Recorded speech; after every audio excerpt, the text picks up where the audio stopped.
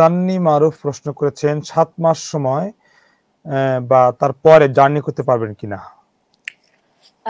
7 মাস হলে জার্নি করতে পারবেন, কারণ আমরা প্রথম দিকে ফার্স্ট ট্রাইমেস্টার এবং লাস্ট ট্রাইমেস্টার আমরা জার্নি রেস্ট্রিকশন করছি, বাট এই সময়টা উনি জার্নি করতে পারবেন।